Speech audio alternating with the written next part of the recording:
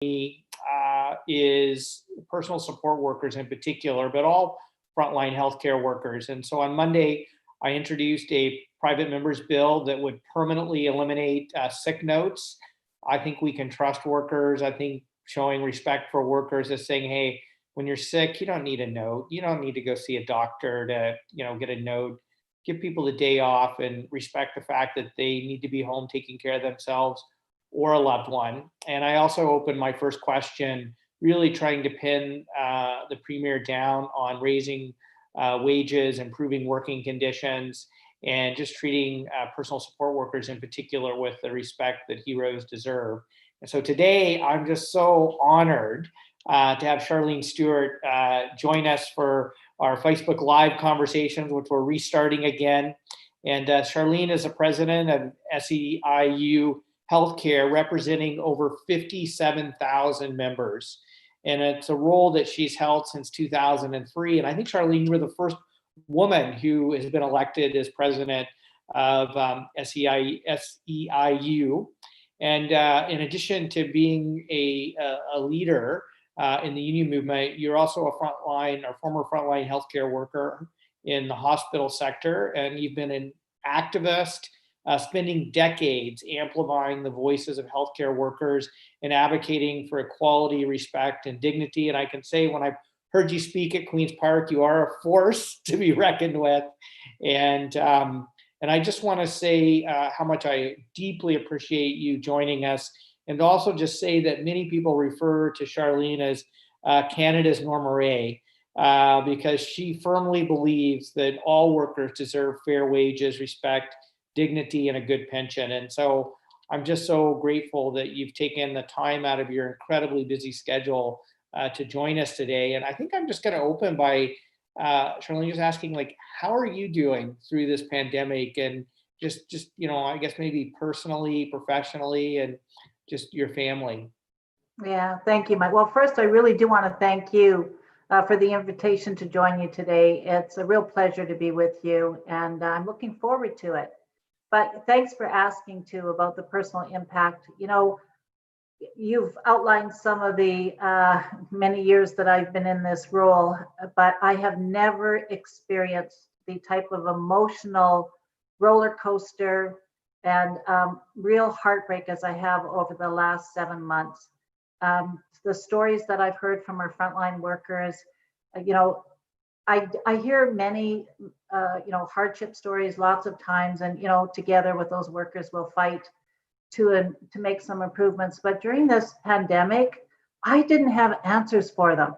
And I mean, to top that off, they would hear the Premier every day at 1 o'clock saying things, and then following up with me and asking, okay, he says we've got enough PPEs. We know we don't have PPEs. It was confusing there too. But some of their stories, and as you know, we lost 3 personal support workers to COVID, and I spoke to their families, and one of them, they had no family here in Canada. Their immediate family was in New York, and her cousin couldn't come and do any of the funeral preparations. They're still not able to pick up the ashes of their cousin. So again, it's going through all of that, and I literally would spend hours crying with them. I mean, not to have answers. I've never felt so unable to help them before in my life. So it was very emotional. And I do have family that work in long-term care as well. So again, it's been personal and professional. It's been hard. But thank you for asking. And it's only going to hopefully, through our experience, make sure this never happens again. Yeah, no, I appreciate your commitment to making sure this never happens again. But I'm just thinking, what a difficult, emotional toll it must have taken on you personally. And sort of, if you don't mind me asking, I don't want to get too personal, but just how have you found the strength and resilience to get through that? They give me the strength and resilience. I mean, if I can't be the voice for them, then who will be? And I truly, and I don't mean that as a cliche, but I love those people, and they are the wind beneath my wings, to be very honest.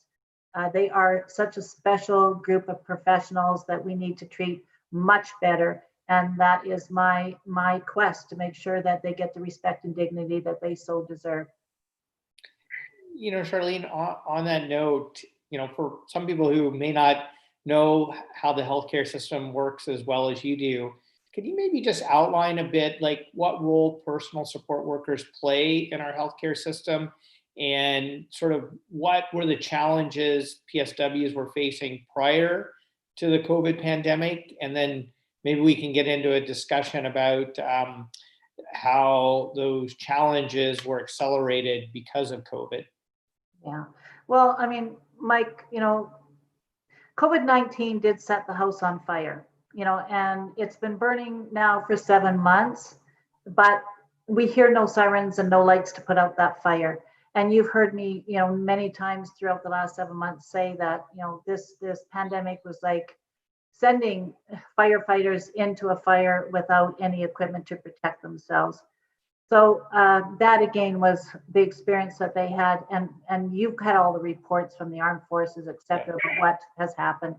But this is not a new issue in long-term care. For decades, we've been fighting for improvements in this sector. The levels of care have changed inside those homes. So what people were so shocked about hearing, to start off, from the armed forces was not a surprise to us, and it certainly was not a surprise to the frontline workers.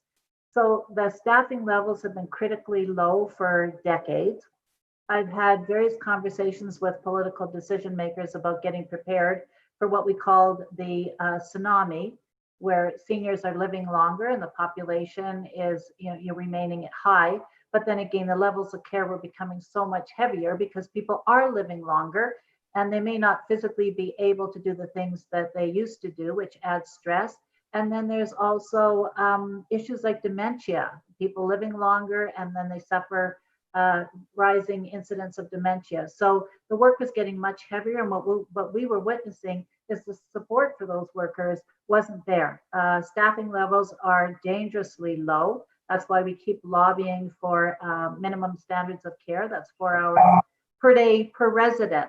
And 4 hours out of 24 hours a day is hardly enough attention for those seniors, but it's as low as 2.25 hours right now. So we've been lobbying for that.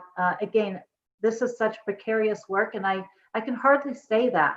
Can you imagine an essential job like taking care of our loved ones would be precarious work? They can't secure full-time work. That's why they work 2 and 3 jobs just to try and seam together a full-time job.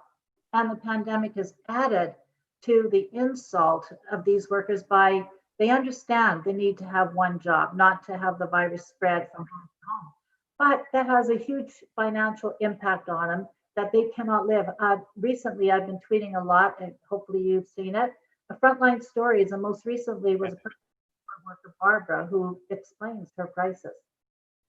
Yeah, if I remember right, I saw your tweet about Barbara, and she's losing her home, or because she can't afford to pay her mortgage, and to think that this is somebody who is entrusted to care for our loved ones, and we don't even pay her enough to have a home, to put a roof over her head. I mean, it just broke my heart hearing her story.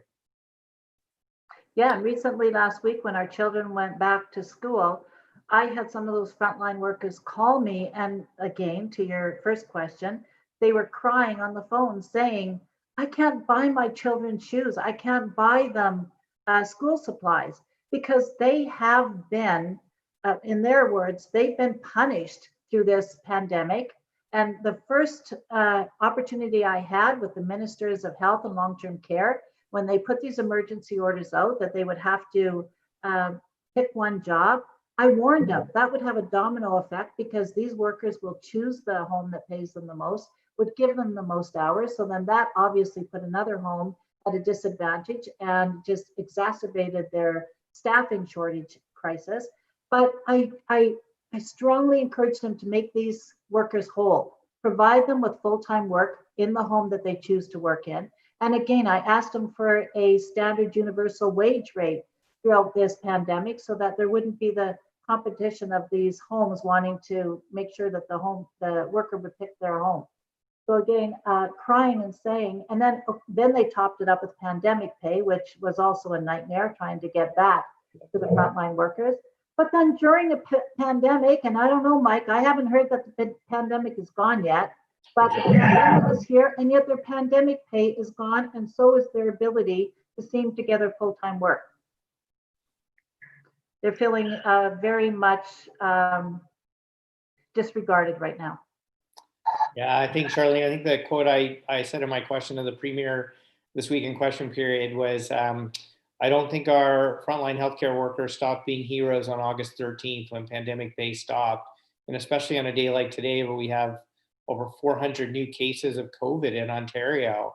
And I remember, and maybe you can just talk a bit about this, I just remember the early days when we saw photos of PSWs with like shopping bags on, and then the Premier saying, you know, oh, we have plenty of PPE and blah, blah, blah. And I'm just trying to think, I guess maybe the feeling of panic almost that many of your workers must have felt. And then also just how they felt hearing one thing from the Premier and then experiencing something completely different in their day-to-day working lives. Yeah, I mean, that was a real frustration at the beginning of this when the government wouldn't admit that there was a shortage of PPEs. And again, healthcare workers, they are resilient. They're used to working in conditions of crisis and they can adapt, but they need the true facts. They need the truth. And the fact that the government did not disclose the truth about having a shortage of PPEs, is one of the reasons why I wanted an inquiry into all of this. That was unacceptable. So here you are, these frontline workers, seeing the virus break out in their homes. And it was, like I say, it was like a fire. When it got started, it just spread so quickly. Not only did they see the residents that they care for get sick, but then their co-workers were getting sick, which was adding to the staffing issue. But they were told, when I think back to those early weeks, they were told that they had to wear one mask all week, had to make their gowns last for a week, and going from room to room where you know that this virus spreads so rapidly, they took it upon themselves to try and protect those gowns by putting garbage bags over them. And, you know, I want to really emphasize and stress that that picture of those personal support workers in those garbage bags was inside a Chartwell nursing home. And Chartwell is a for-profit corporation. And we reached out to those CEOs in Ontario and said, use some of those profits to buy these people the proper PPE so that they don't have to use garbage bags. But instead, as we witnessed, that was not their top priority. Their top priority was not the safety of their employees or the residents that they're charged to take care of while they're living in their homes. Their priority was to pay the shareholders their profits. And over this pandemic, in a year, those for-profit corporations chose to pay out $58 million to those shareholders instead of buying those frontline workers the proper PPE so that they wouldn't have to put garbage bags over their gowns. Yeah, Charlene, I before we run out of time, I want to give you an opportunity to talk about some of the things that we need to do to fix the situation, both for residents in long-term care, but obviously for the staff who cares for those residents. And, you know, and I completely support your call for a full independent public inquiry. I mean, the fact that, you know, the commission is conducting interviews behind closed doors is just unacceptable. But I've also heard you and Doris Greenspan as well from the Registered Nurses Association of Ontario say that you know what needs to happen to fix long-term care. Like, how many reports have been written over the last 20 years that governments have ignored? So I just wanted to give you an opportunity to, you know, talk about some of the solutions to ensure that both residents and workers are treated with respect and dignity.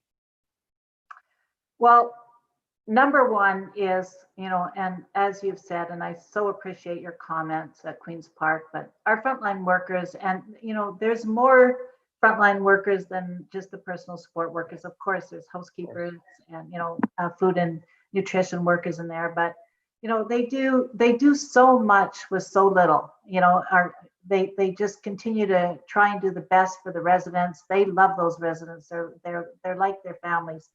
And again, the inquiry is so frustrating. We just this week tried to find the office of the commission to ask for a request to be able to present our evidence there. And the trouble we had to go through to even find where that office is. And when we did deliver the letter, the office was, the lights were out. We had to find a administrative support person to be able to give our letter to. So I have no confidence in what's going to happen with the commission. And you're right. The reason why we asked for an inquiry is to hold accountable the mistakes that had happened. Lots of studies have been done, like you say, Mike. And when I was asked to contribute yet again to the reports of the workforce that the government put in for the staffing after the Whitlofer inquiry, I said, I have no more to add than I did on the last working group that I was assigned to. Take that report out, dust it off, and add some hours in there, and you've got it. And when the report was given to the premier, it was exactly, almost verbatim to what we had given years before. The plan and the action plan is very simple, and it remains the same. These workers need a living wage, and a universal wage is what's needed, because a personal support worker, a housekeeper is a housekeeper no matter what home they live in. And the full-time jobs, everybody needs a full-time job. All these people want is to finish school, have a full-time job, raise their children, and retire with dignity. These essential workers have none of that. So a full-time job so that they do not have to work more than one job. And again, you've heard me say earlier, we need higher staffing levels. We need a minimum of 4 hours of care per day per resident. They need to do something about the personal protective equipment and infection prevention control measures. I am not confident, nor are these workers, that their workplace is safe for the next surge. And it's already knocking on our door, like you know. They don't get sick pay, so how can they're precariously worked, they're poorly paid, they don't have sick time or pay, they cannot afford to stay home when they're sick, which adds to the infection, and they know that. And then finally, as well, is as I talked to you about ending for-profit care. I really believe this is not the business where anybody should make money off of lives. Yeah, I keep saying care over profits. So I hear you. And could you maybe just elaborate a bit more on why you think a independent public inquiry is so important? Well, because of the experience that I just had this week, it's hidden behind doors. The fact that it's taking so long to even get it going, never mind a report. I warned him that if he didn't do urgent action on this, that we would be into the second surge before we would even have the first one examined. And that's exactly where we are today. There's no indication at all. They don't seem to have any of their act together. The minister said that the commission would call people to witness and testify, and then, oops, that was a mistake. She shouldn't have said that. What she meant is they could, if they I guess so saw it important enough to do. I'm so worried that it's just going to be, just sort of a very quiet, invisible backroom, I would say, conversation that isn't going to really have the voices that need to be there. I know they are not calling on any frontline workers to come in and give their experience. They're not calling family members in to give their experience. They're not calling myself in, which I've invited them to do. So who is the ones that are giving witness to what has failed over the last 7 months? I'm really worried about that. And again, Mike, I have to tell you that we are in a worse situation right now than we were even in April. I do not feel that they're ready for this next surge. And 30% of personal support workers are not returning to this profession. We are in a critically short staffing situation in this province. And people are scrambling to find workers to go into those nursing homes before our second surge happens. Colleges, the registrations for personal support workers in colleges this fall has never been lower. People have given up on this profession. And those people that I represent, The one thing that kept them going in this profession is the love that they had for their residents. When you lose 800 of those residents, they have to stop and think, is it worth this? Is it worth my physical work, my mental work? Nobody's talking about the mental impact that this has, mental health impact that this has on workers, the long-standing physical effects that this will have. Nobody's talking about that. They're just hurry up, get these positions filled, and we'll deal with everything later. And they're not even filling the positions quickly enough to face the second surge. And so what do you think has been, and I think I'm going to preface this by acknowledging that there's been numerous reports that predate the current government. So this has been going on for a while now, exacerbated by some of the actions the current government's taken. But what has prevented governments in Ontario from acting, from your perspective, to address the solutions that have been put forward in so many of these reports that have been collecting dust? I really simply put it that they need to stand up to the for-profit corporations. For some reason, they hire very expensive lobbyists, but there is some reason why they will not deal with that. The worst outcomes were in the for-profits. I already mentioned to you about how much of the shareholder dollars were received during this. They have to have the courage and the political will to stand up and do what's right. And that's clearly been lacking. And again, engaging people. We've been in the business for 40 years as a union. We've represented these frontline workers for over 40 years. They have a lot of history and a lot of important input into this. We should be seen as an important stakeholder, not a noisy one that's making their life miserable right now. It needs the courage and the political will of all of government, and like yourself, Mike. And again, I want to thank you so much for the voice that and the call to action that you certainly do share on behalf of these frontline workers at Queen's Park. Yeah, I appreciate that. I wanted to ask you, do you think enough money's being invested in long-term care? So is it an issue of lack of financial resources, or is it maybe or a misallocation of some of those resources because some of it's going into, shareholder returns and not care? Yes, I think it is an or. Definitely there is the need to put more money into long-term care. There's a lot of training that needs to be done for some of these personal support workers because, as I mentioned earlier, the levels of care change throughout their career, and they need to be, their training needs to be upscaled on those types of things. Again, the question is, how much is going to for-profits? And we don't know that answer completely. How much of, we've seen over the last 7 months that money was given to shareholders instead of providing personal protective equipment for caregivers. They've also the staffing issues.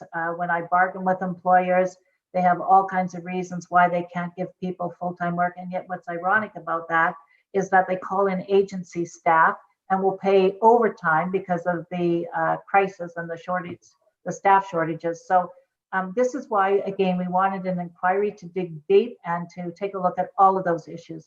So the money, definitely there needs to be more, but I think we also have to take a really deep look at where the money that taxpayers are giving the government to take care of their loved ones is truly going, and then do an assessment and an evaluation of whether there's enough or not. And what I'd love to have your perspective on is sometimes when issues like this come up, people say more regulations. But one of the things I've heard from some frontline workers is we spend so much time now complying with regulations, and that it takes away from caring for the people we are here to care for. And we want to be regulated, but the solution is more staff, better pay, minimum hours of care, and some things like that, rather than more regulations, but without any of the other supports in place. Is that what you're hearing as well when you are meeting with your frontline workers? No, actually, I'm hearing the opposite. Okay. And the two are very much. That's why I wanted to ask. Yes, the two are very much connected, obviously. You've heard reports over the last 7 months about the inspectors going into those homes. They weren't going in, and that has also been happening. The Ford government cut back on the inspectors early in this first year, and they need more inspections in there. When we finally took some of the homes to the labor board and got an order for those inspections, wow. And even look at the armed forces, their inspections that came out. So definitely things have, for the protection of those workers and the residents that live in there, more oversight has to be seen into what's happening in these homes, especially again, the for-profit homes, because they've proven to have the worst outcomes. But again, they're so tied together because a lot of times, the conditions of care is certainly tied to the conditions of work. So when you're short staffed, of course, you're going to find, lesser quality of care in those homes. So they're both so intricately connected. You're not going to have good outcomes in quality care and regulations and inspections unless you've got the proper tools to make sure that you have good outcomes, and that starts with staffing. Yeah, so when we were around that, some of it is more related, I guess, to lack of staff and lack of enforcement and inspection, is what I'm hearing you say. Yes, I could list off a dozen homes that shouldn't be running right now because they have had inspections. They've been cited for violations, and the inspectors return, and the same violations are there. Some of these homes need to be penalized to start with, to be held accountable, but some of them should not have their licenses. They should be they should not be in business. That's how bad it is. Yeah, and Shirley, I know we just have a couple more minutes to wrap up, and I really want to give you an opportunity just to provide any parting thoughts, any parting words that you think are really vital for the public to be aware of, and just the types of actions we need to take moving forward.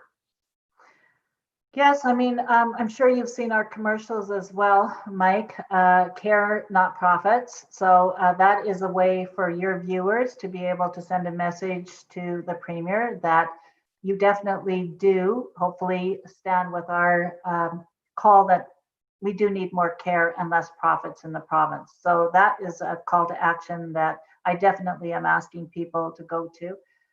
But I keep saying too that it takes a village, and that's why I appreciate so much, Mike, the opportunity to speak with you and the people that are viewing your Facebook session today, because all of us can't wait until the next surge is here and the next hundreds of lives are lost and families are grieving. We need to act now, and it's so easy for this to just pass by. I said it's summertime, we all got into our barbecues, and we came out of lockdown. But it's like two worlds are going on in this province. Long-term care is still in a crisis. It has not gone away. So it's all of us committing to do better, because I know we're better. We're a better country. We're a better province. And those seniors in those homes have put a lifetime into making this province the way it is. They deserve better. And we all need to do whatever we can to make sure that this is not in some dark room like the commission is and goes away. Yeah, well, Charlene, as we wrap up, I just, again, want to thank you so much for taking the time to go a bit in depth today and to just share some of the stories, the real stories of what people experienced in long-term care during the first wave of COVID, but to also talk about some of the solutions and some of the actions that we can take. And I know you're incredibly busy. And so I just want to say from the bottom of my heart how much I appreciate you taking the time to be with us today, but more importantly, how much I appreciate what a strong advocate you are for both residents and staff, especially in our long-term care homes. And just to let you know, we're here with you, and keep speaking out in any way that we can work with you. And I'm going to encourage all of the viewers to check out SEIU's campaign about care, not profits. Thank you so much. Thank you so much, Mike. Take care. Bye now. Bye-bye.